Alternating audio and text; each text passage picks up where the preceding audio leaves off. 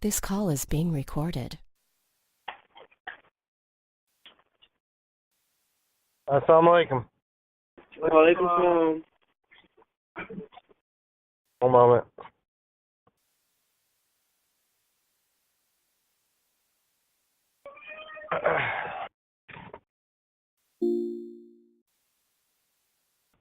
Just a second.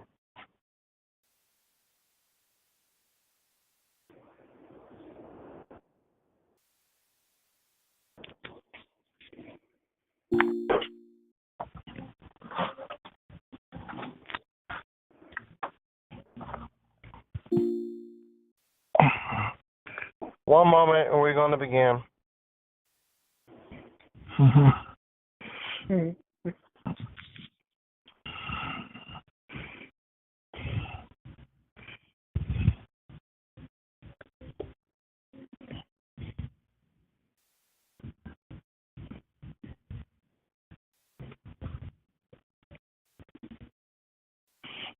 All right.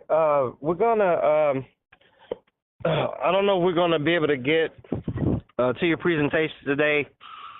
There's gonna be a major, what I would consider a major lecture given by myself. So we may not get to your presentations, but I'm gonna go ahead and open the meeting. One moment. In the name of Allah, who appeared and is in the person of Master Farad Muhammad. Assalamu alaikum. Walaikum salam. All right. I'm gonna do I'm doing what I consider to be a major presentation today. But before we begin, I'm just gonna have one of you recite the Farad prayer. Rafiq, before we begin our lecture today, I want you to go ahead and recite the Farad prayer, and we'll begin. Yes, sir. Surely I have turned myself, being upright to him who originated the heavens and the earth, and I am not of the polytheists. Surely my prayers, my sacrifices, my life, and my death are all for Allah, the Lord of the worlds.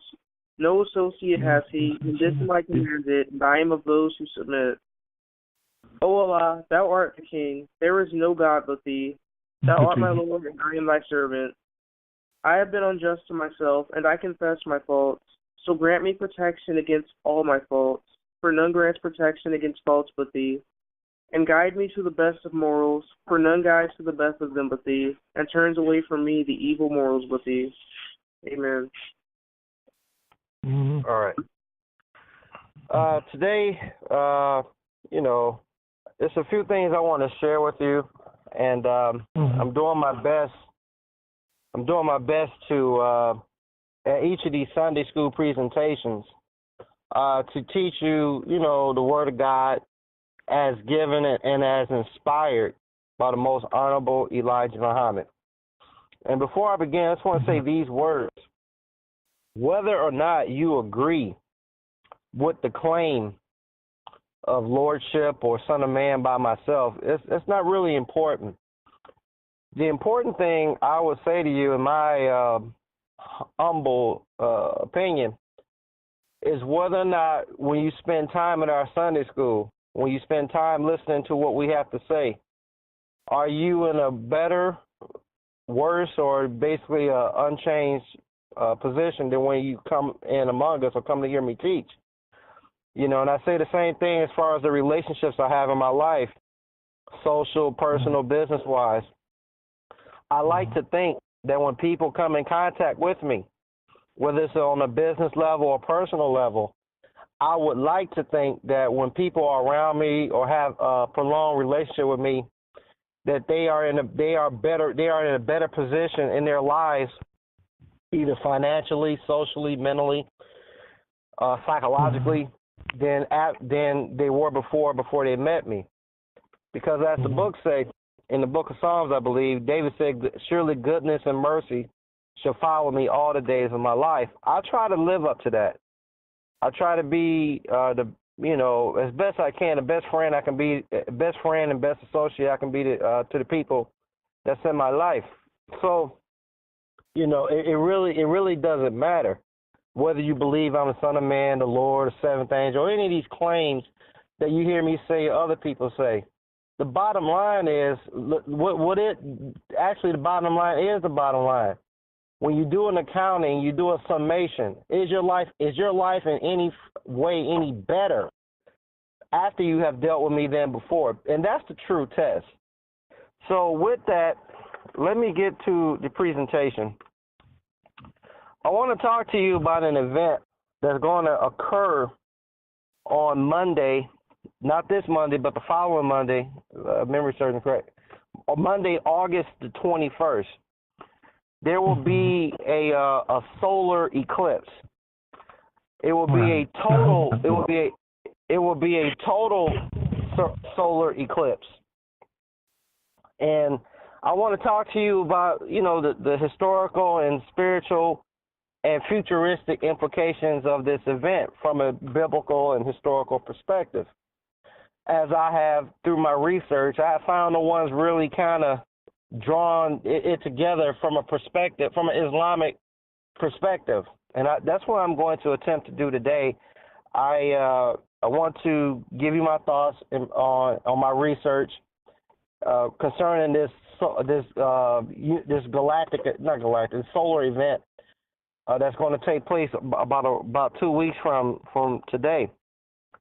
Okay, so what's going to take place on Monday, August 21st, is a solar eclipse. It's a total solar eclipse, meaning that the moon will completely cover the sun within your view, and the only thing you're going to see when you look in the sky, depending on your vantage point, is the outer rim of the sun. So it's basically going to be black with a silverish ring around it, and the entire country is going to see it, North America.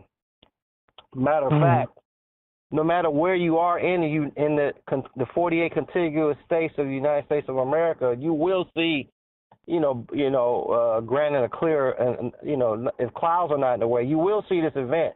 The entire country is going to see it. And one of the more unusual things about the solar eclipse is that the United States or North America is basically the only place on the earth that's going to see it. No other continent is going to witness the solar eclipse themselves. Only the United States. So whether you go from the northeast corner of Maine to the southern southwest corner of California, if you are within the United States of America, and Canada, of course, you will see the solar eclipse. The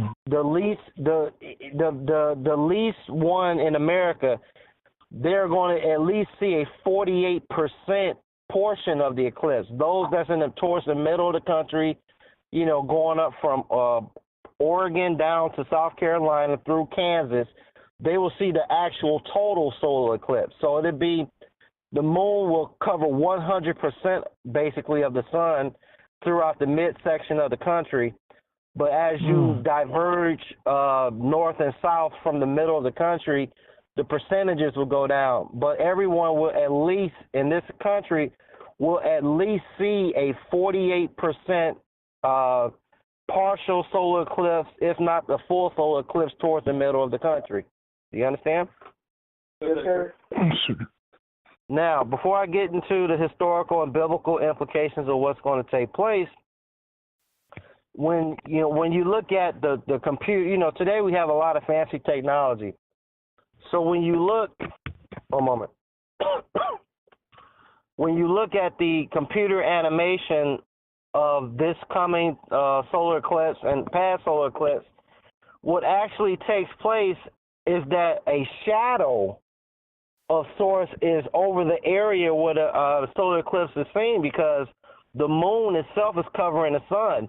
So it casts a sort of shadow over the land where the people are viewing the solar eclipse. You understand? Yes, sir.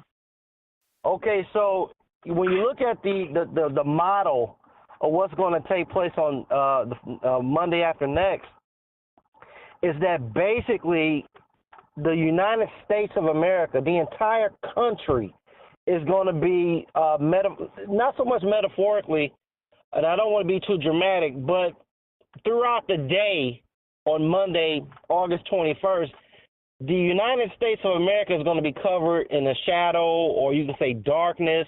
A dark cloud or a dark shadow is going to come over the entire country. No matter where you are, the United States of America will be cast under a dark shadow Monday after next. I find this to be as spiritual and biblical and Quranically as I am, being a spiritual person that I am. I find this to be a significant event that we can all learn something from. And so I want to talk to you about this event. Okay, so a solar eclipse, you know. So let's look. So when we look at a solar eclipse, well, from recent history, what can we learn about a solar eclipse and what it means in our lives or even our futures? Well, the last time that this took place, that a solar eclipse covered the entire country, was in 1918, about 99 years ago. So the event is about to take place a week and a half from now has not happened in this country over the last 99 years. Do you understand? Yes, sir. Yes, sir. Wow. And the interesting thing about the eclipse that's coming up next Monday and the eclipse that took place in 1918 is that the path of the main path of the eclipse over the country is literally going to divide the United States in half. It's going to go from Portland to South Carolina through Kansas. That's like, it's literally, when you look at the pathway, it's going to slice half the country. And even in the solar eclipse back in 1918, it went from Washington State down through Florida. It basically bifurcated the country. You understand? Yes, sir. Yes, sir. Okay, so let's get into this because I think I'm gonna skip ahead. I'll tell you what. Let me give some scriptural context to what we're about to discuss. One moment. Rafi, get the Bible and turn to the 21st chapter of Luke.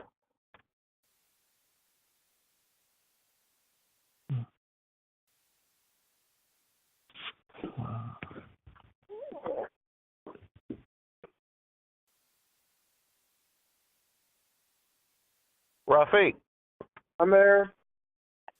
read the one moment.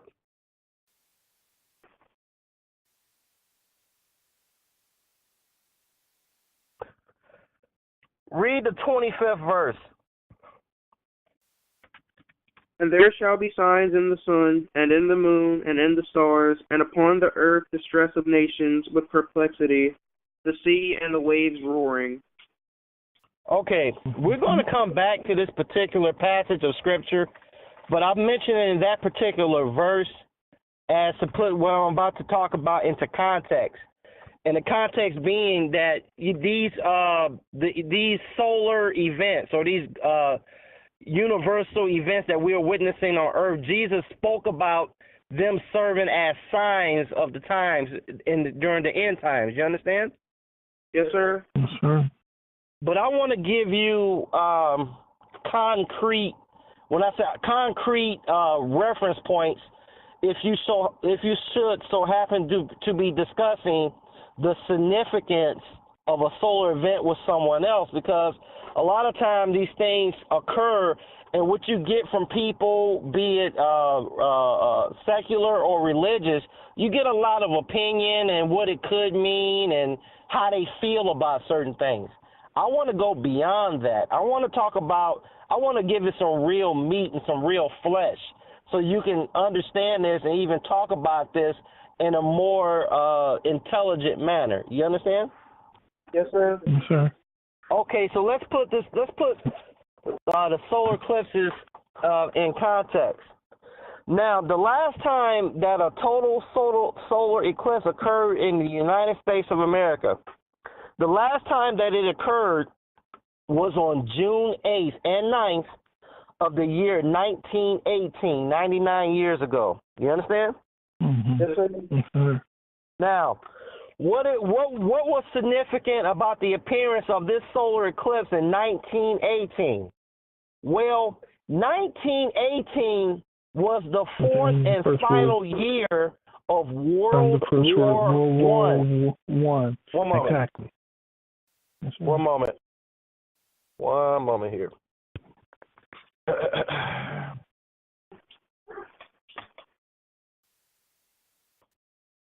Okay, 1918 was the fourth and final year of World War One. Now, the eclipse happened on June 8th, 1918. So, what does this mean? What is the context of this solar eclipse in the summer of 1918? Well, in World War One, the main force in that war was Germany. It basically, you can kind of see it as Germany versus the world. Germany had over 11 million men. They was fighting a war basically on two fronts, and they was seeking to conquer Europe. You understand? Yes, sir. Okay. So something happened in the summer of 1918 when Germany was on the march. Just prior to the summer of 1918, the United States of America was not involved in the war. The United States of America did not declare officially war in the First World War until December of 1917. Do you understand? Yes, sir. And it wasn't until the summer of 1918 that basically the American soldiers first saw battle in the theater of war in World War One. You understand? Yes, sir. Mm-hmm. Okay. One moment. So what happened? Well, now remember, the solar eclipse took place on June 8th and 9th of 1918. And that dark shadow came across the United States of America. A full solar eclipse happened in this country right when America got into World War One, the war. Now, in the Battle of these are French word, Aisne-Marne, Germany came within 50 miles of Paris during the war. They was on the march to conquer Europe, and they were within 50 miles of Paris. It is at this time that America had just fielded their men in the European theater of World War One. So the Battle of Marne was fought from May 27th, 1918 to June 5th, 1918. You understand? Yes, sir. Mm-hmm. And basically, this battle, America basically this is the battle where America first seen combat in the war, and Germany, and it was basically a stalemate. America held her own in World War One in the Battle of Marne. That battle ended on June 5th. Now, on June 8th, 1918, a total solar eclipse event happened over the land of America. On June 8th, 1918, 3 days after America first fought Germany in World War One. You understand? Yes, sir. Now, the next battle that America had with her allies in World War One started on June 9th. It was fought between June 9th and June the 13th, 1918, and it was the Battle of Nyon. I may or may not be pronouncing this word correctly, but it's Noyon. So June 9th through to June 13th, America fought the battle against Germany with her allies in the Battle of Nyon. Do you understand? Yes, sir. Now remember, the day before this battle took place, the solar eclipse event happened on June 8th across America. On June 9th, America went back on the battlefield against Germany.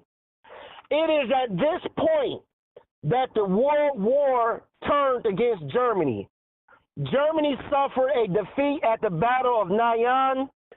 The Germans were pushed back from the first line, and the German offensive was halted. It is at this point that Germany was on its way to defeat after the First World War. Right after this solar eclipse happened on June 8th, the next day of battle of Nyon on June 9th, started on that day, the tide of war changed. Do you understand? Yes, sir. Yes, sir. Now, what I am positing to you or suggesting to you or trying to tell you is that I believe that this is no coincidence. Now, that was World War I. One moment. One. Come on. Please, brother. Now, we're going to go back. What year was America founded? Anybody?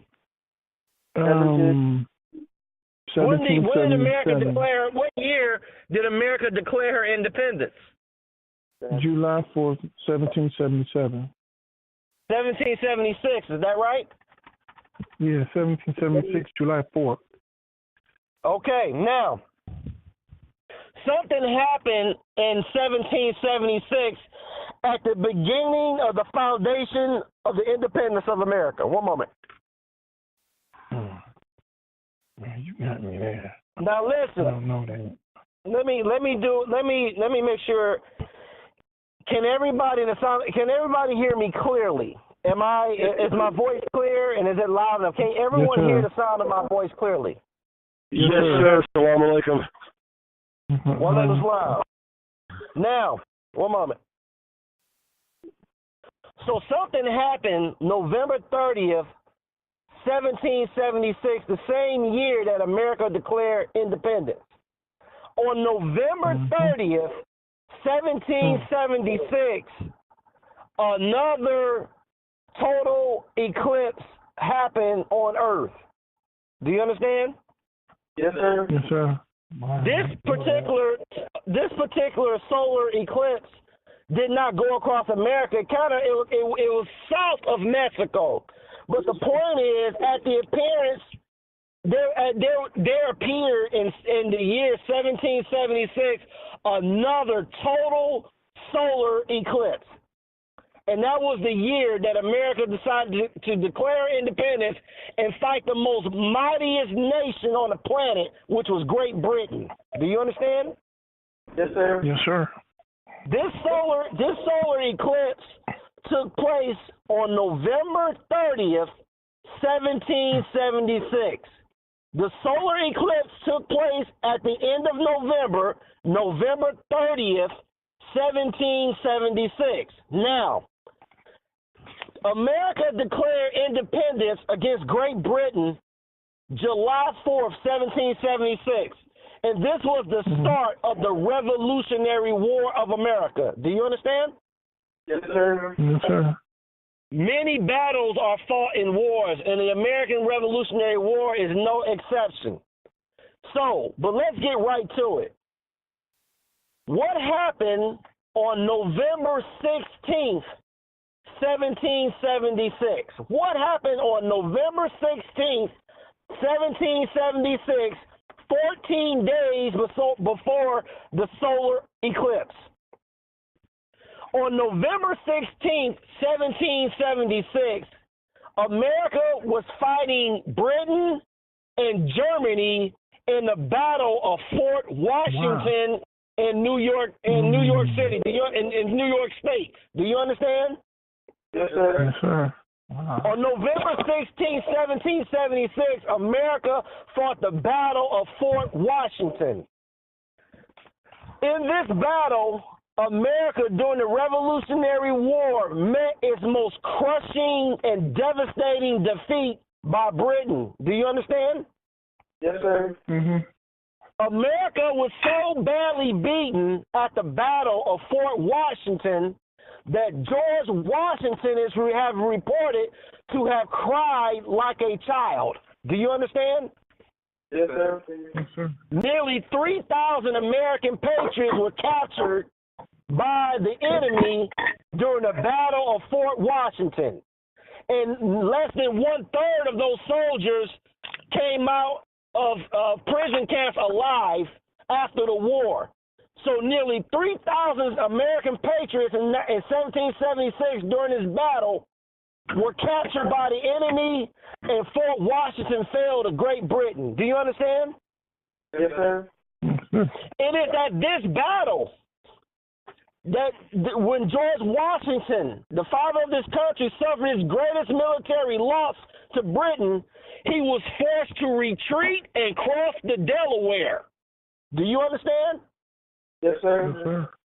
This is arguably the most important battle in the American Revolutionary War. But what was the military significance of Fort Washington? Fort Washington was the last American stronghold against Britain. It was the last American stronghold. So Britain knew if they could take Fort Washington, they would get a significant psychological advantage over the American military, and they would have a significant strategic position in the field of battle. Do you understand? Yes, sir. Fort Washington, if the British captured it, would be able to divide the communication lines of the 13 colonies of America, because Fort Washington was located in New York.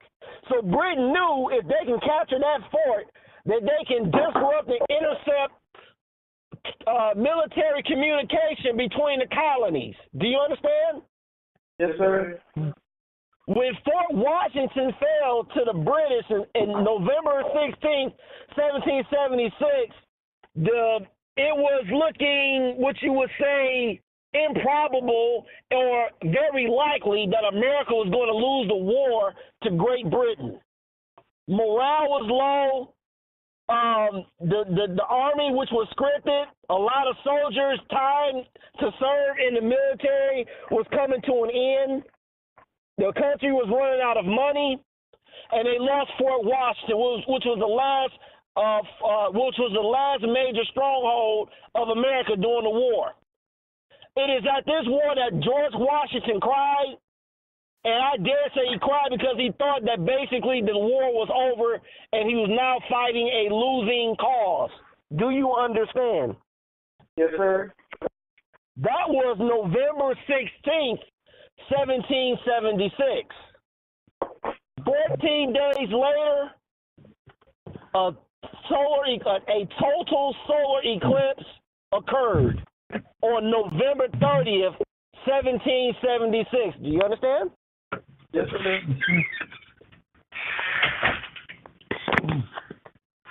Do you understand? Yes, sir. All right. So, November 30th, 1776, a solar eclipse occurs in the heavens. Then what happens? The next major battle of the American military against Great Britain took place on Christmas, December 25th and December 26th of 1776. It was known as the Battle of Trenton. Do you understand? Yes, sir. Yes, sir, I heard that. Okay. So what happened at the Battle of Trenton? The Battle of Trenton was the stuff of movies. The Battle of Trenton was the stuff of legend. This is what happened at the Battle of Trenton. George Washington gathered his army and recrossed the Delaware and took the fight back to Britain. Do you understand? Yes, sir. Mm-hmm. George Washington recrossed the Delaware and again met the British on the field of battle. It is at the Battle of Trenton when George Washington got his act together, crossed back on the other side of that river, and started to fight again. America handed British a devastating defeat at the Battle of Trenton. Do you understand? Yes, sir. Yes, sir. The Battle of Trenton in 1776 was the turning point of the American Revolutionary War. It is at this battle that after this victory by the American military, morale was increased, and the soldiers actually believed or started believing that independence was a possibility. The war turned at the Battle of Trenton. Do you understand? Yes, sir. Yes, sir. That's where you get the iconic painting or picture of George Washington standing on a boat with soldiers with that cape and hat on crossing the Delaware. That happened after that solar eclipse on November 30th, 1776. Wow. Do you understand? Yes, sir. One moment. Before I continue, let me draw the logical inference here with regard to this solar eclipse. The American Revolutionary War and World War I were major wars on planet Earth. Do you understand? Yes, sir. Yes, sir. And it is that during each of these wars, the turning point of major nations, the war was decided during these major wars at the occasion of a solar eclipse. Do you understand? Yes, sir. Yes, sir. In 1918, Germany was on the verge of conquering Europe. In 1776, after the Battle of Fort Washington, Great Britain was on the verge of conquering and recapturing the American colonies. Do you understand? Yes, sir. Yes, sir. So we see from history and an observance of astronomy that war and solar eclipses, in terms of the major terms of war, they coincide. Do you understand? Yes, sir. Yes, sir. One moment.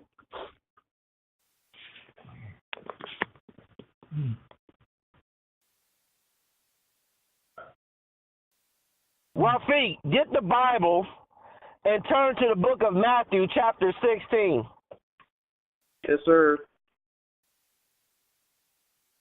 I'm there. Read verses 1 through 4.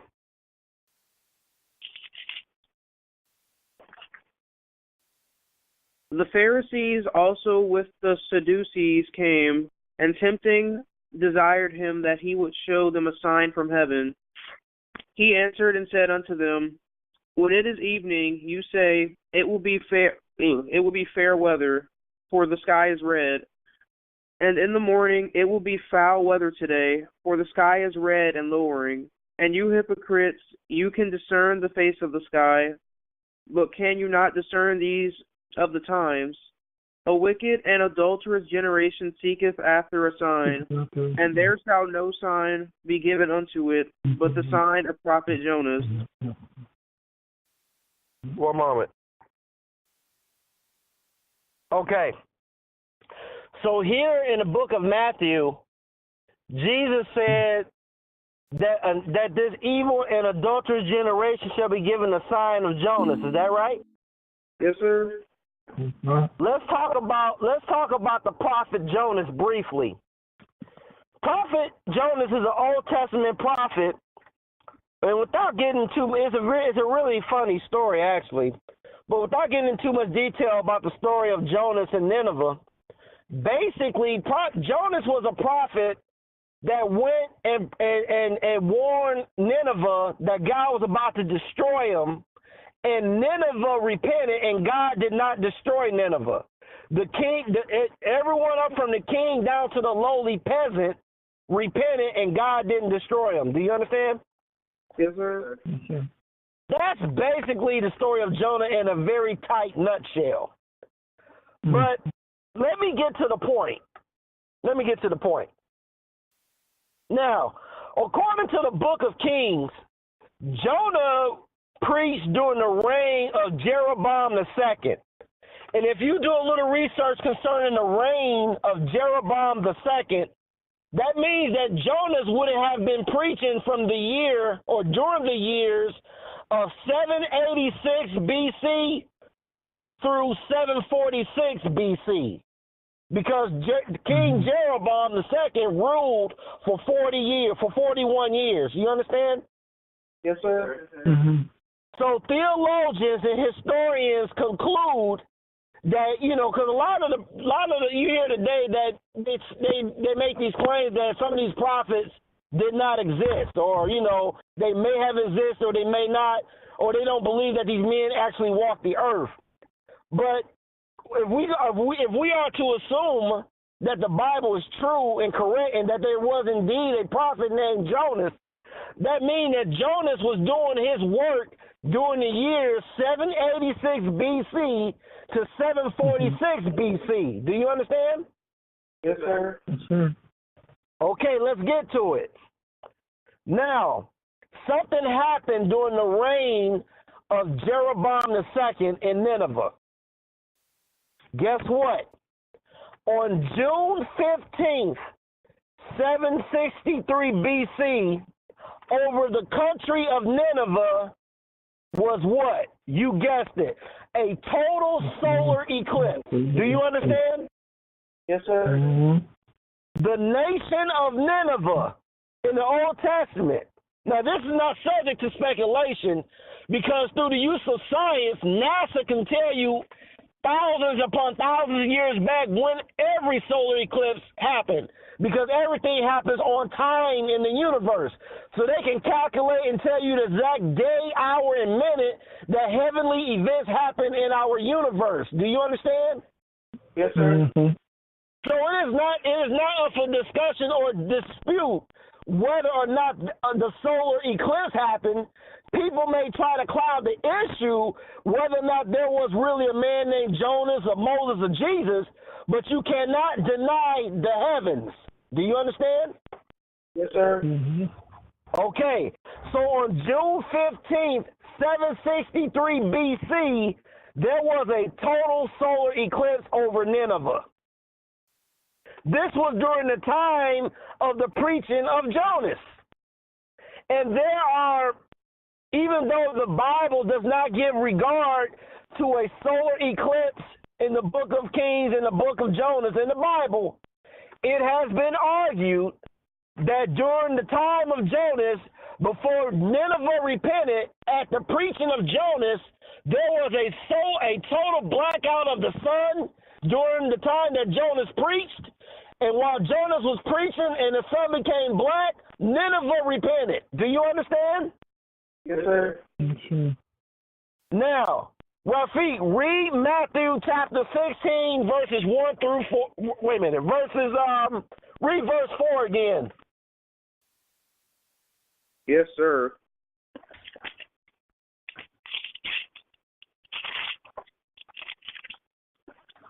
A wicked and adulterous generation seeketh after a sign, and there shall no sign be given unto it, but the sign of the prophet Jonas.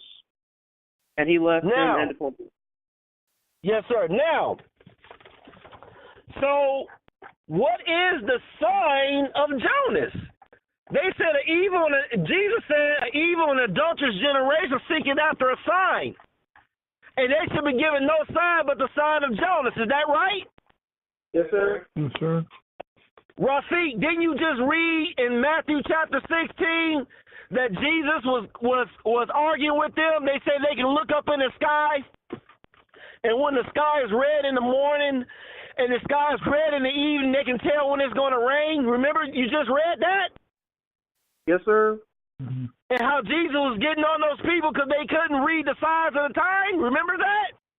Yes, sir.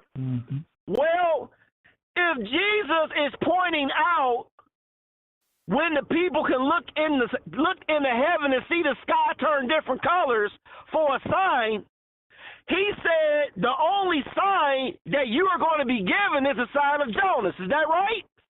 Yes, sir. Well, if we read the 16th chapter of the book of Matthew, well, before Jesus said anything about the sign of Jonas, he pointed to the sky. He gave heavenly signs of rain. So he said the only sign you're going to get is the sign of Jonas. Well, if we read the 16th chapter of the book of Matthew, then one could say, or one could assume or argue that one of the signs of Jonas has to be a heavenly sign. Do you understand? Yes, sir. Mm-hmm. Well, if a certain generation is going to be given a heavenly sign of Jonas, what is the most significant heavenly sign that we know about through science that happened during the time of Jonas?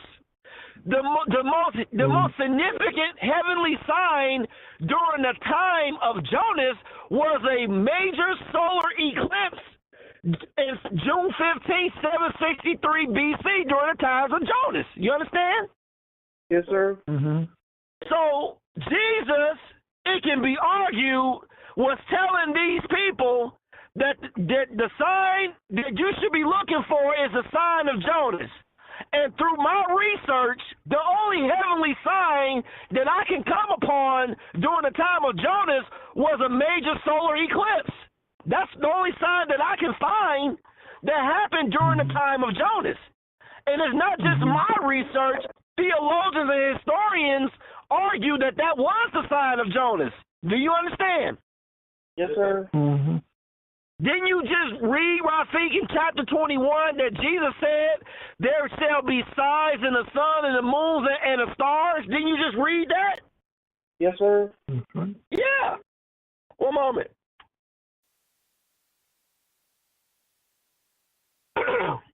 So when we read the 16th chapter of the book of Matthew, Jesus said, you will be given the sign of Jonas. And then when we read the 21st chapter of the book of Luke, Jesus said there shall be signs in the sun, moon, and stars.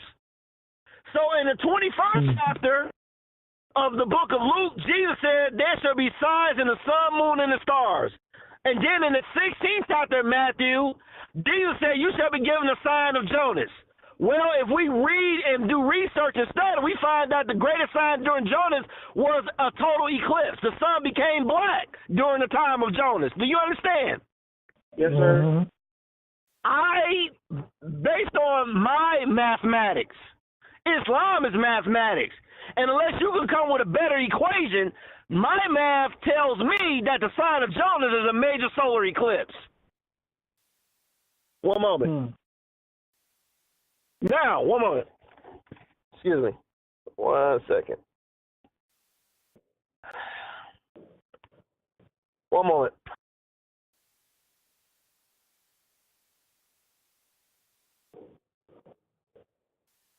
You know, you do this much talking, you got to kind of clear your respiratory system, especially loud as I talk. All right. Okay, so we know, based on what Jesus said in the books of Matthew and Luke, and based on the historical occurrence, scientific occurrence that actually happened during the sign of Jonas, we know based on Scripture and based on the historical record that the sign of Jonas is arguably a major solar eclipse. Is that right? Yes, sir. Let's keep going. Now, what year was the year that the end of the white man rule took place? When did the end of the world take place? When did the white man's rule? What year did the white man's rule come to an end? 1914. 1914. 1914. Is that right? Yes, sir. Yes, sir. Okay. So the white man. Let's talk about the white man. Now, isn't it true, according to the teaching of the most honorable Elijah Muhammad, that the white man was grafted on the Isle of Patmos by the black scientist Yaqub over 600 years to get the white man? Is that right? Yes, sir. Yes, sir. It took us 600 years to separate that brown germ and isolate it and graft it into its final stage into that white germ. Ergo, we have the white race. Is that right? Yes, sir. Yes, sir. Now, we know from science that you get the recessive from the dominant. You cannot get dominant genes from recessive. Is that right? Yes, sir. That's right. within white people, a white man cannot produce other than white people. There's no other man inside of him. Is that right? Come on. Yes, sir. But when you go on the other side of black people, you got all kind of colors in black people. You get brown, black, you name it. Even my own children are different shades of color. You understand? Come on. Yes, sir. Yes, sir. Now, listen to me carefully. Yes, sir. Now, when it comes to people, every 20 years, what takes place? Do we not get another generation? Is that right? Yes, sir. Yes, sir. What is a generation? A generation occurs when the offspring of a people reaches an age where they are able to sexually reproduce themselves. Is that right? Yes, sir. Yes, sir. They are able to generate or regenerate their DNA. Do you understand? Yes, sir. Yes, sir. Okay, well, Yaqub separated the white man from the black man, and we say, per the teachings of the most honorable Elijah Muhammad, that the white man is the devil. Is that right? Oh, no doubt. Yes, sir. Well, who is that making that noise? It's not me. I don't know. If somebody, listen, I'm teaching. If somebody's laughing in the background, I need you to mute your phone. That's distracting to me. I don't know who that is. It's not me. I don't know. Now, That's me, Yaqub. I'm trying to mute it. I'll help you. Now, we say that the white man is the devil. Is that right? Yes, sir. Well, if the white man is the devil, and the white man reproduces himself basically every 20 years, he has another generation, then we know that the evil generation is white people. Is that right? Yes, sir. The devil, the white folks are an evil and adulterous generation. Do you understand? Yes, sir. But this lecture, one moment. This lecture is not per se on the genealogy of white folks. This lecture is concerning the solar eclipse. So let me continue. One moment. Now we know through our discussion, we have concluded that the sign of Jonas, because Jesus told us there should be signs in the sun, moon, and the stars, and we have deduced that the heavenly sign in the sun, moon, and stars, the sign of Jonas, is a total eclipse. Is that right? Yes, sir. We know that the year 1914 was the end of the rule of the white man on planet Earth. 1914 was the end of the 6,000-year rule of the devil. Is that right? Yes, sir. All right. 1914. What happened in 1914? On July 28th, 1914, on planet Earth, there was a total solar eclipse. Do you understand? Yes, sir. July 28th, 1914 was a solar eclipse. And guess where it occurred? The total solar eclipse of the year 1914, July 28th, occurred over Nineveh, which is Mosul in Iraq.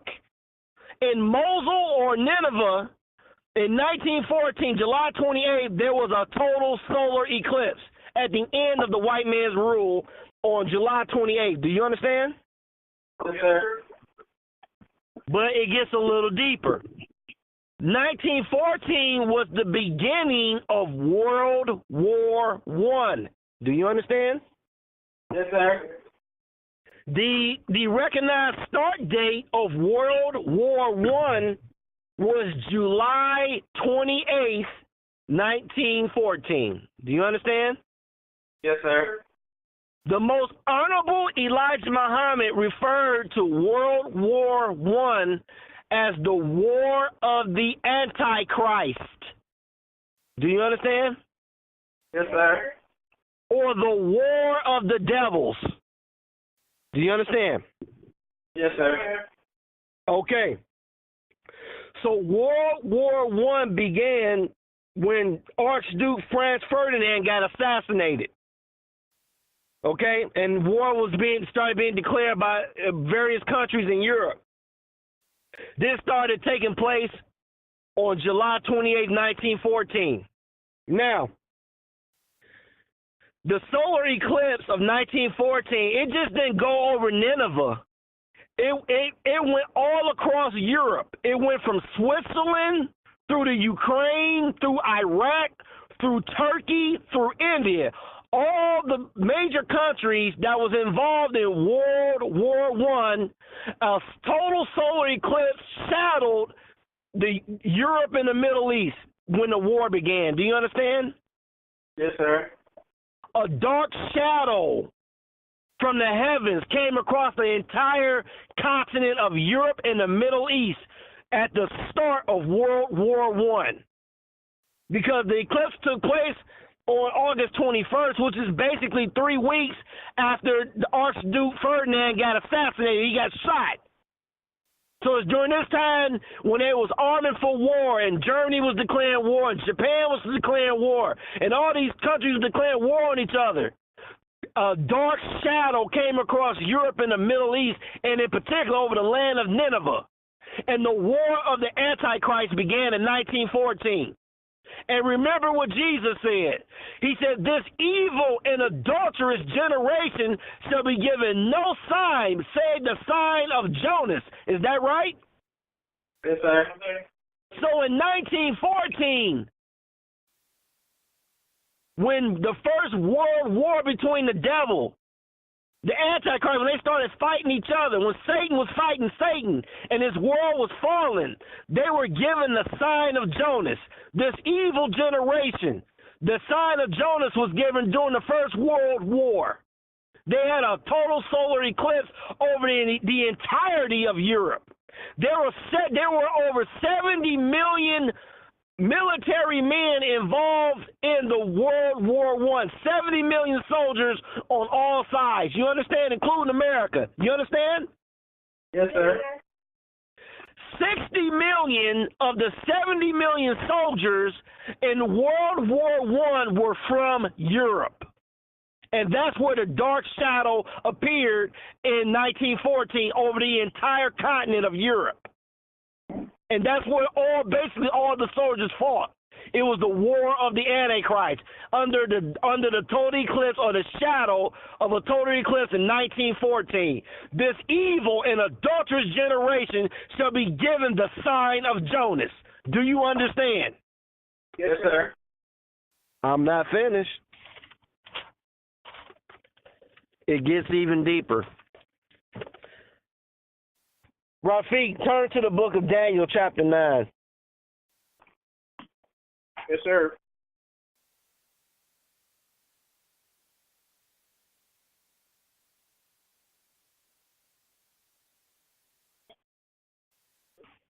I'm there.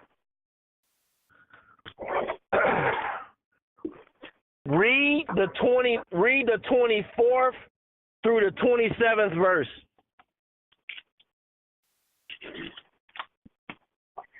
The 70 weeks are determined upon the people and upon the holy city to finish the transgression, and to make an end of sins, and to make reconciliation for iniquity, and to bring in everlasting righteousness, and to seal up the vision and prophecy, and to anoint the most holy. Know therefore and understand that from the going forth of the commandment to restore and build Jerusalem unto the Messiah the Prince shall be 7 weeks and 62 weeks. The streets shall be built again, and the wall even in the troublous times. And after 62 weeks shall Messiah be cut off, but not for himself. And the people of the Prince that shall come shall destroy the city and the sanctuary. And the end thereof shall be with a flood, and until the end of the war desolations are determined. And he shall confirm the covenant with many for 1 week, and in the midst of the week he shall cause the sacrifice and the oblation to cease. And for the overspreading of abominations he shall make it desolate, even until the consummation, and that determined shall be poured upon the desolate. All right. I am not going to go back and reteach this chapter because I've already done it. I taught in great detail these verses in my December release, The Black Messiah Has Risen. I went into great depth concerning the prophecy of the 70 weeks of Daniel. Do you understand? Yes, sir. So it is at this time that I am going to briefly address these verses in the context of what we are talking about today. You understand? Yes, sir. So let's talk about it. Now, when we go to the 24th verse of the 9th chapter of Daniel, it says 70 weeks are determined upon thy people. Is that right? Yes, sir. All right. Now, if you remember what I taught you in the Black Messiah Has Risen, I told you that it says 7 weeks and 62 weeks. I told you that the 62 weeks, 62 equals 62 weeks. Is that right? Yes, sir. One moment. Now, I told you that the 62 weeks refer to 62 years. Is that right? Yes, sir. So I told you that the 62 weeks is the time period from 1914 to 1976, when the Nation of Islam was basically destroyed by Wallace. Remember? Yes, sir. So it said after 62 weeks shall Messiah be cut off. And remember, I showed you that the most honorable Elijah Muhammad said that he was Christ, the Messiah, at the dinner table with Louis Farrakhan. Remember? Yes, sir. So Elijah Muhammad, we got him on audio tape saying he's Christ. And we see that according to the book of Daniel, it says that the Messiah will be cut off after 62 weeks. Well, the Messiah or the Messiah's work was cut off in 1976 because it took 1 year after the death of the most honorable Elijah Muhammad in 1975 for Wallace to destroy the nation. Is that right? Yes, sir. And remember, I taught you, it said that he shall confirm the covenant with many for 1 week. I told you that a week consists of 7 days. So when it says that he shall confirm the covenant, that means that the Son of Man is going to teach for 7 years. Is that right? Yes, sir. And remember, I told you that the 7-year period was from the year 2009 to the year 2016. Is that right? Yes, sir. Well, Rafiq, how much is 62 plus 7? What does that equal? 69. Okay, that's 69 weeks. But remember, in the 24th verse of Daniel, it says that 70 weeks are determined. So if we got 62 weeks from the end of the white man's civilization to the death of the work of the Nation of Islam, that's 62 years. And then you got 7 years or 7 weeks of teaching by the Son of Man from 2009 to 2016. That's 69 weeks. But Daniel said 70 weeks are determined upon thy people. Is that right? Yes, sir. Now, remember what I told you. I told you that I've been teaching for 7 years. And I told you basically I'm done. I'm finished. I have confirmed the covenant. I went back and went over basically everything that the most honorable Elijah Muhammad taught on. From the mothership to the moon being blasted in space, to the white man being the devil, everything. I went back and confirmed or reproved what Elijah taught. Is that right? Yes, sir. So we got 62 weeks from 1914, or 62 years from 1914 to 1976. We got the 7 years or 7 weeks from 2009 to 2016. during the time when the Son of Man confirms the covenant according to Daniel chapter 9. Is that right? Yes, sir. Well. The book says 70 weeks are determined upon thy people. And remember, I confirmed the covenant after 7 years in 2016. I formally announced I am finished. Remember? Yes, sir. Rafiq, get the book of Revelation and turn to chapter 6. Yes, sir.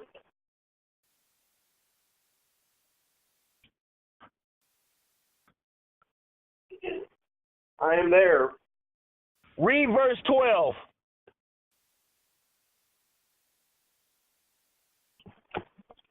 And I beheld when he had opened the sixth seal, and lo, there was a great earthquake, and the sun became black as a sackcloth of hair, and the moon became as blood. Now, in the 6th chapter of the book of Revelation, it says that the sun became black. Is that right? Yes, sir.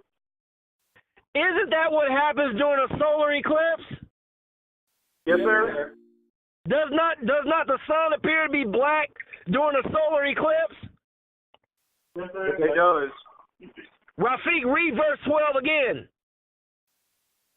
And I beheld when he had opened the sixth seal, and lo, there was a great earthquake, and the sun became black as sackcloth of hair, and the moon became as blood. Now let's talk about this. Now we know as students of Islam under the direct teachings of Master Farad Muhammad and his most honorable servant Elijah Muhammad, we know that the moon was blasted from Earth. Is that right? Yes, sir. Yes, sir. We know that that the moon is a dead piece of the Earth. Is that right? Yes, sir.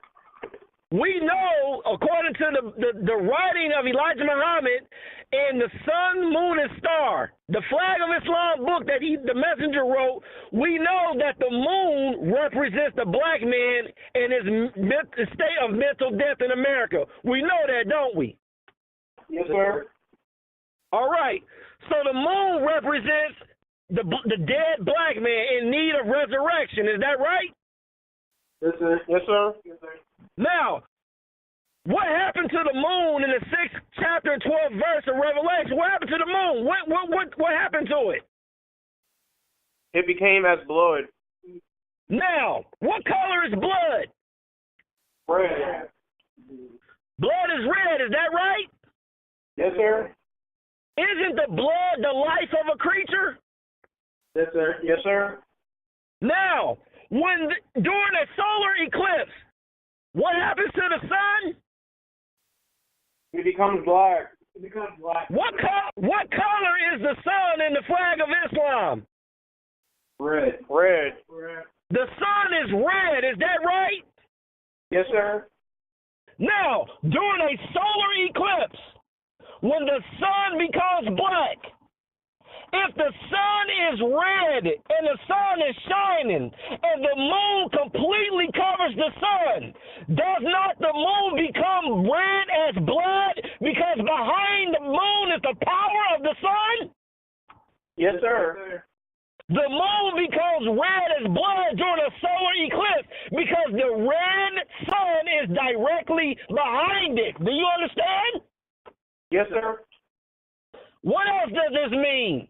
This is talking about the resurrection of the Son of Man, because the moon represents a dead black man. And if the moon becomes as red as blood, that means that the sun is resurrected. Because blood is life, and red is the color of the sun. Do you understand? Yes, sir. That the solar eclipse in the book of Revelation, chapter 6, verse 12, is a sign of the Son of Man. Do you understand? Yes, sir. During the solar eclipse, the sun becomes black, and the moon becomes its blood. Because the moon is covering the red sun. The moon becomes as blood. The moon becomes as the sun. Do you understand me? Yes, sir. Let's get into this. And And when we're watching a total solar eclipse, what is on the outer ring of that black sun? Is it not a silver lining? Yes, sir.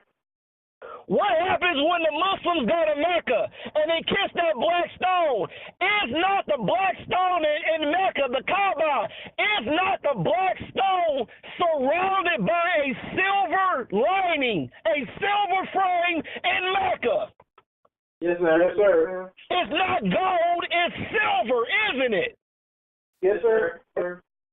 The black stone in Mecca is a sign of the solar eclipse. The black stone in Mecca is a sign of the Son of Man. The solar eclipse that you see in the sky is a heavenly sign of the stone in Mecca. It's the sign. The solar eclipse is the Kaaba in heaven, and in Mecca you have the Kaaba on earth. Do you understand? Yes, sir. That's why the book tells you in Psalms chapter 2, verse 12, kiss the sun. Is that right? Yes, sir. And when the Muslims go to Mecca, they kiss that black rock. Is that right? Yes, sir. They kiss a black rock that is surrounded by a silver lining. Is that right? Yes, sir. Isn't that the same thing you see in the sky during a solar eclipse? You see a black sun with silver around it? Yes, sir. That's why it says kiss the sun.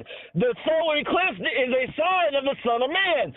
In Mecca, the black stone, the Kaaba, is a sign of the Son of Man. Do you understand? Yes, sir. One moment.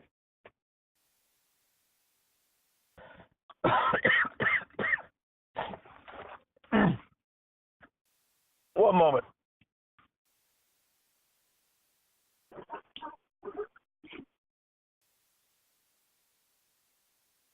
Now, in the book of Revelation, it says, and the sun became black and the moon became as blood. Is that right?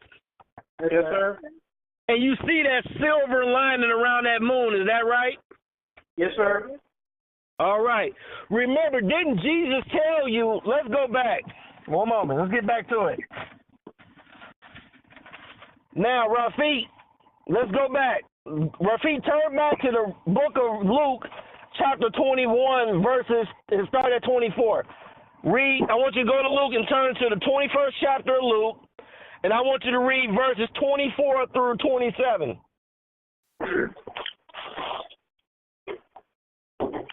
And they shall fall by the edge of a sword, and shall be led away captive into all nations. And Jerusalem shall be trodden down by the Gentiles, until the times of the Gentiles be fulfilled. And there shall be signs in the sun, and in the moon, and in the stars, and upon the earth distress of nations, with perplexity, the sea and the waves roaring. Men's hearts failing them for fear, and for looking after those things which are coming on the earth. For the powers of heaven shall be shaken. And then they shall see the Son of Man coming in a cloud with glory and great power. All right. Now, when we read verse 24, it says, and they shall fall by the edge of the sword, and shall be led away captive into all nations, and Jerusalem shall be trodden down by the Gentiles. Is that right? Yes, sir. We know that the word Jerusalem means founded in peace, or Jerusalem was a nation of peace, or that Jerusalem is a sign of the nation of Islam. Is that right? Yes, sir. So Jesus said during the end, Jerusalem, the nation of Islam, shall be trodden down by the Gentiles. Is that right? Yes, sir. What name is given to the white man or the devil in the Holy Quran? Is not the white people in the Holy Quran known as the jinn? Yes, sir. Right. The nation of Islam shall be trodden down by the Gentiles, by the white man, by America. Do you understand? Yes, sir. Until the times of the Gentiles be fulfilled. Is that right? Yes, sir. Let's talk about that. So the question becomes, when shall the time of the Gentiles be fulfilled. Right? Yes, sir. Well, Jesus told you when the times of the Gentiles shall be fulfilled. He told you in the very next verse. He says, and there shall be signs in the sun and in the moon and in the stars. Is that right? Yes, sir. Right. Let's go down to the 27th verse. And it says, and they shall see the Son of Man coming in a cloud with power and great glory. Is that right? Yes, sir. Well, they shall see, in this particular interpretation, they shall see a sign of the Son of Man coming in a cloud with power and great glory. Do you understand? Yes, sir. The only sign that you're going to see that comes with clouds, the only signs you look up and see is the sun and the moon. Do you understand? Yes, sir. And I already told you that the sun and the moon, when brought together during the solar eclipse, is a sign of the Son of Man. Is that right? Yes, sir. So when we read the 27th verse, it says, and they shall see the Son of Man coming in a cloud. They shall see the sign of the Son of Man. The Gentiles, is that right? Yes, sir. Well, what did Jesus tell us that the sign that the Gentiles will be given? What sign did Jesus tell us that the evil and wicked generation, white folks, will be given? They shall be given the sign of Jonas. Is that right? Yes, sir. And what is the sign of Jonas? According to what we have discussed, it is a solar eclipse. Is that right? Yes, sir. And they shall see the sign. They shall see the Son of Man coming in a cloud. Didn't Jesus tell the people that you can look up in the air and you can tell if the clouds are red, or if in the morning and the evening you can tell when it's going to rain or when you're going to have good weather? Didn't Jesus tell them that? Yes, sir. Yes, sir. So he told them here in the 27th verse that you're going to see the sign of the Son of Man is going to come in a cloud. He already told them that when he told them about the sign of Jonas. And as I've already been telling you for the last hour, the sign of the Son of Man is a solar eclipse. By the virtue of the prophet Jonas, the 16th chapter of Matthew, the 21st chapter of Luke, and the book of Revelation. We know that the sign of the Son of Man is the solar eclipse. Is that right? Yes, sir. Now remember, in the book of Daniel, it said that 70 weeks are determined. One moment, let me go back to it. Just a second.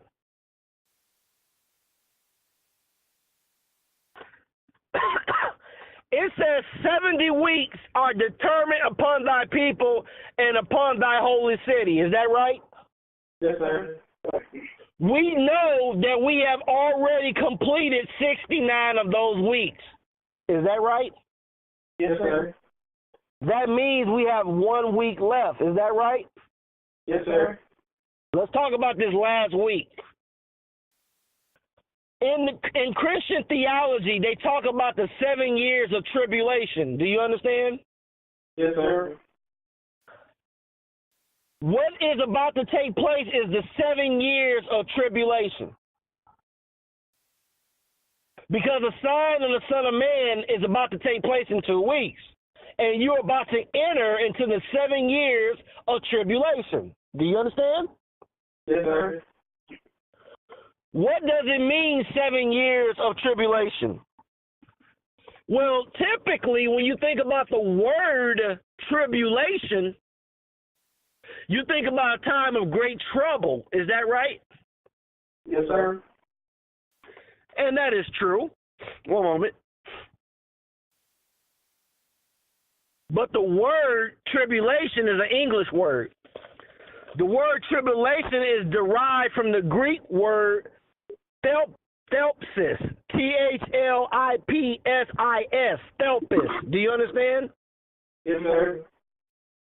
The word thelpis, from which the word tribulation is derived from, means several things. It means to crush, and it also means to press together or to bring together. Do you understand? Yes, sir. Yes, sir.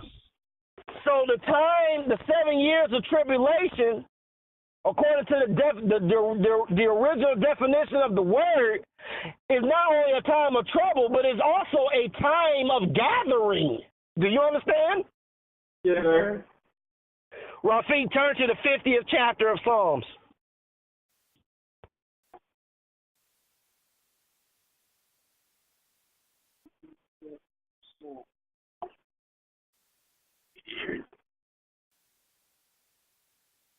I am there.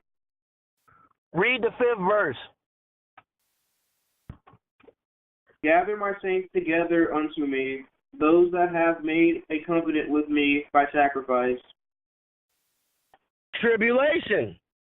The gathering of the saints. Is that right? Yes, sir. 7 years of tribulation, 7 years of gathering. Rafiq, turn to the book of Deuteronomy, chapter 31.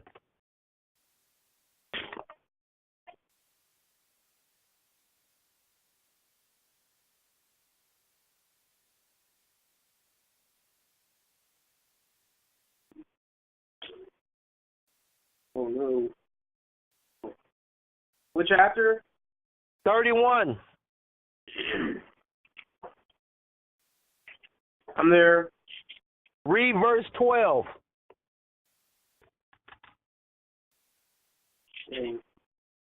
Gather the people together, men and women and children, and thy stranger that is within thy gates, that they may hear and they may learn and fear the Lord your God and observe to do all the words of his law. Isn't that what I'm doing with you every week, telling you to observe and hear the words of the Lord, Master Farad Muhammad? Isn't that what I'm doing? Yes, sir. Yes, sir. Tribulation. Rafiq, turn to 2 Thessalonians in the New Testament. Yes, sir.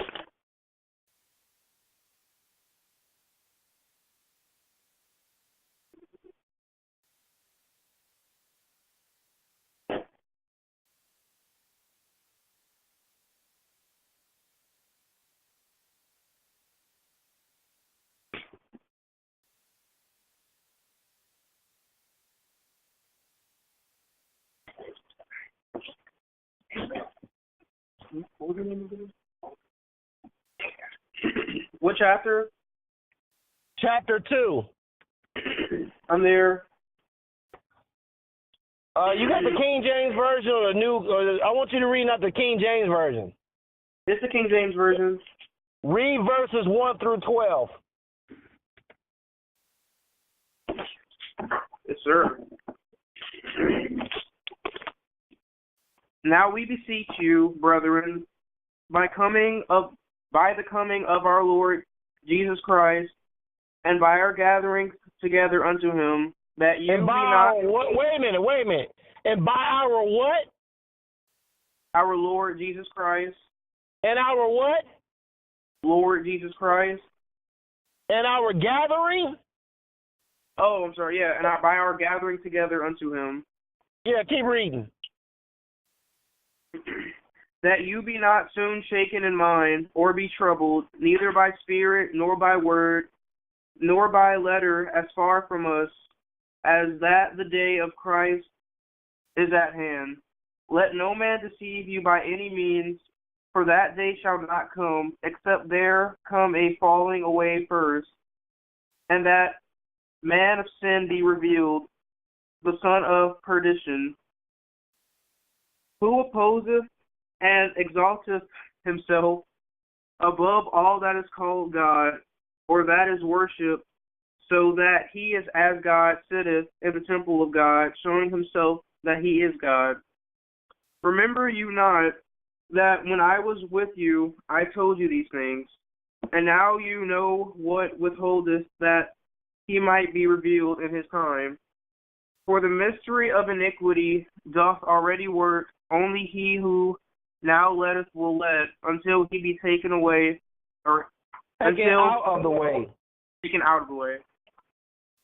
And then shall that wicked be revealed, whom the Lord shall consume with the spirit of his mouth, and shall destroy with the brightness of his coming. Even him whose coming is after the working of Satan with all the power After the what? The working of Satan. The fulfillment of the Gentiles? Keep reading. even him whose coming is after the working of Satan, with all the power and signs and lying wonders, and with all deceivableness and of unrighteousness in them that perish, because they receive not the love of the truth, that they might be saved. And for this cause God shall send them a strong delusion, that they should believe a lie, that they all might be damned, who believed not the truth, but had pleasure in the unrighteousness. Tribulation. There's a price to pay for ignoring the messenger of God. There's a price that's going to be paid for ignoring the most honorable Elijah Muhammad. There's a price that's going to have to be paid Yes, for sir. ignoring the Son of Man. Do you understand? Yes, sir. Yes, sir. So here in the second chapter of Second Thessalonians, we see that there's going to be a gathering after the workings of Satan, or as in the other scripture, after the fulfillment of the Gentiles. Is that right? Yes, sir. Now remember, in the book of Daniel, it says that after the Messiah been killed or cut off, that the Son of Man is going to confirm the covenant with many for 7 weeks, for 7 years. Do you understand? Yes, sir. Okay, so after the covenant is confirmed, after the Son of Man comes back and basically reacquaints you with the power and wisdom of Master Farad Muhammad, he's going to do that for 7 years. Is that right?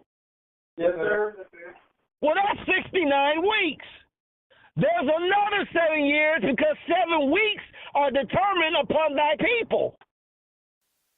Well, what's going on now? The sign of the Son of Man is coming forth. That solar eclipse. Remember what I told you about all the great wars. World War I, the American Revolutionary War. Remember, when that solar eclipse came, the tide of the war changed. Is that right? Yes, sir. In World War I, Germany looked like it was going to be the victor until the solar eclipse. Is that right? Yes, sir. In 1776, it looked like Britain was going to be the victor until that solar eclipse. Is that right? Yes, sir. Now, the solar eclipse is very significant in terms of war. Is that right? Yes, sir. What is the name of my website? War of Christ. Have I not been conducting the war of Christ for the last 7 years? Yes, you have. Yeah.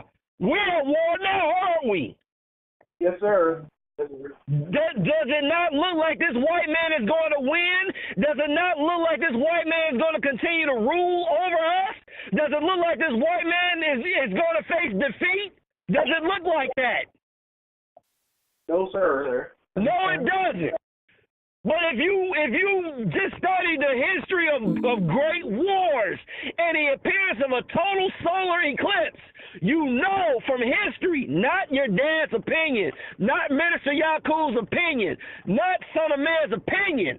Whenever the solar eclipse happens during a war, those that look like they are about to win lose. Do you understand? Yes, sir. I've been fighting for 7 years, and it appears that all my teaching, all my work, that I'm not winning, I'm losing. That America's flag is still flying. America looks unbeatable, like she's going to rule and win forever. But there's another solar eclipse coming. And this solar eclipse is going to cast a shadow across the entire nation of America. The entire country is going to see this solar eclipse. Do you understand? Yes, sir.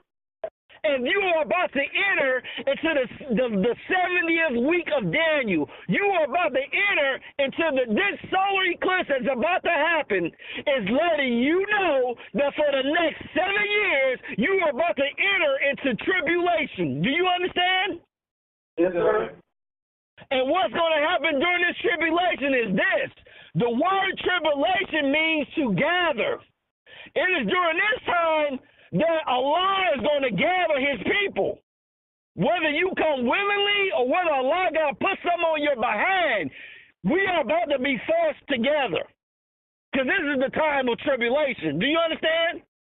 Yes, sir. Allah is not going to forever remain silent and motionless. Allah is about to take action. And if history is any kind of guide, you know that the appearance of this total solar eclipse is divinely and heavenly significant. Do you understand? Yes, sir. Now, this solar eclipse will take place on August 21st, 2017, less than 2 weeks from today. This solar eclipse will cut across the country on an east and west path, meaning it's basically going to cut across the country horizontally. Do you understand?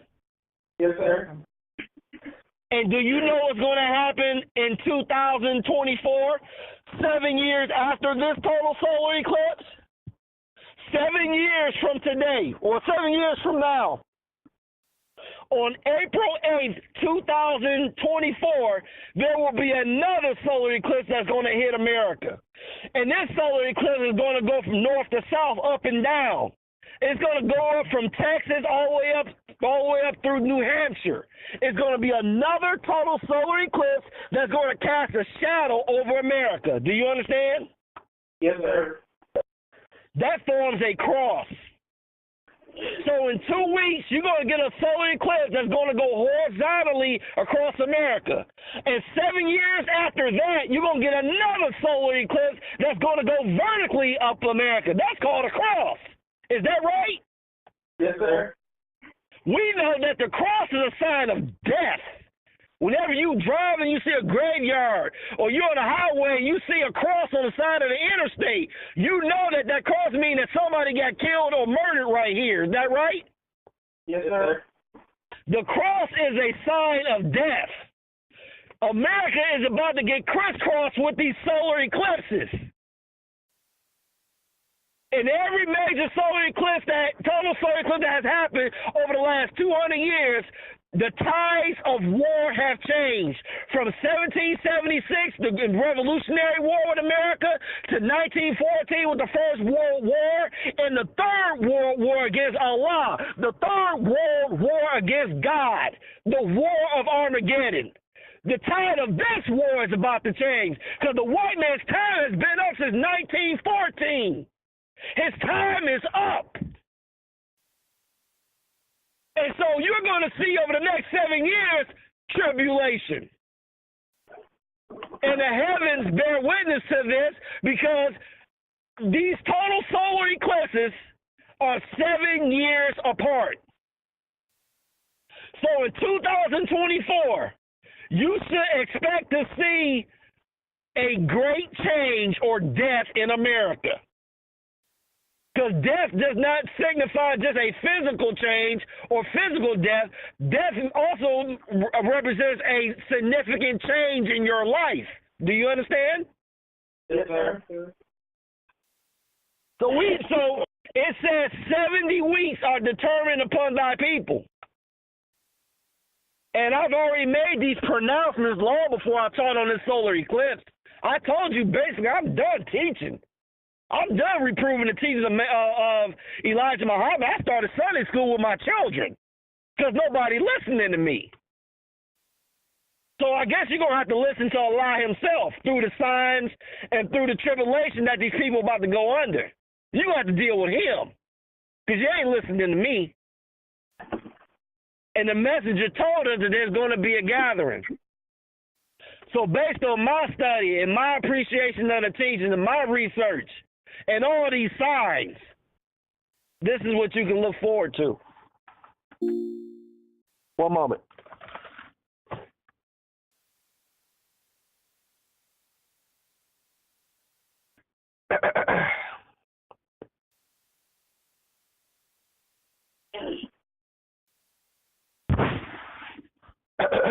Just a second here.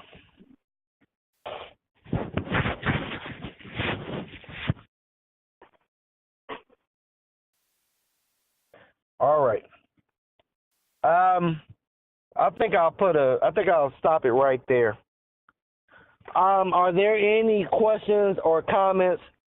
One moment. Are there any questions or comments before we dismiss Sunday school? Yes, sir. I have a comment, brother. Yes, sir. Ooh, you was dropping it today, my stay, son of man. You've reproved, as you said, you've reproved a lot of the events that has come. But I want to share with you some dreams I've been having, but we'll do that, me and you, when private. Okay. About a lot of what you taught today. Yes, sir. All right. That's my comment. Does anyone else have any questions or comments before we get out of here? Yes, sir, Minister. James, go ahead. Yes, this is Brother James. I didn't actually catch the whole thing. I'll explain why later. I was in and out a few times. I did take a lot of notes, so I do have some notes written down. But I just wanted to state that basically because I was hoping to maybe catch some of the things I did miss just for a few brief moments. Hopefully later on, Allah willing, if it can be online, I will definitely. Okay. I will post it. I'm sorry to interrupt you. I will post it in its entirety. I think I'm gonna supplement the posting with maybe some some pictures or something to make it go smoother. But go ahead. I will post this lecture in its entirety. But go ahead and talk. Thank you, Minister. That was all. I just wanted to make sure that I could catch everything. And like I said, I'll explain later. But there was a few brief moments I was in and out, and so. Yes, sir. Yes, thank you. Sir. You have anything else to say? Not at this time, Minister, son of man. All right. Is there anyone? I think Rafiq or one of you. Does someone else have something to say before we get out of here? Yes, sir. Mario had a question. Okay. How long will the solar eclipse last? The solar eclipse, about when it starts, about 2 minutes. But you can look. I think here in Louisiana, it's going to happen about. You got to look it up on the internet because it's going to happen at different times during the day on the following Monday. I think it's going to be here in Louisiana about noon or a little earlier, but it's going to last a couple minutes. You'll be able to go outside and you'll be able to see the sun become black. And I think it's going to cover 75% of the sun in our area. And the further north you get, the more covering you get. But you should. One moment. So it should last a couple minutes, and you can get the exact times off the internet for our area. I want to be at school. Well, your school, it's a major national event, so don't be surprised if your teacher allows or your school allows the students to go outside on the playground or whatever to see it, because it's just going to be a big event. So you can when you go to school tomorrow, you can ask your teacher whether or not they're going to let y'all see the solar eclipse. Yes, sir. Does anyone else have a question or a comment? Yes, sir, Minister. Just wanted to put it out there that I've been hearing a lot of people speak about this eclipse here in Las Cruces, New Mexico. There's newspapers, coworkers of mine are talking about it, so it seems to be an event, that people are paying attention to, Yes, sir. Yes, sir. Yes, sir. Well, if no one else, one moment. All right. If no one else have any questions or comments, I'm going to go ahead and dismiss the meeting. In the name of Allah, who appeared and is in the person of Master Farad Muhammad, Assalamu alaikum. Wa alaikum salam.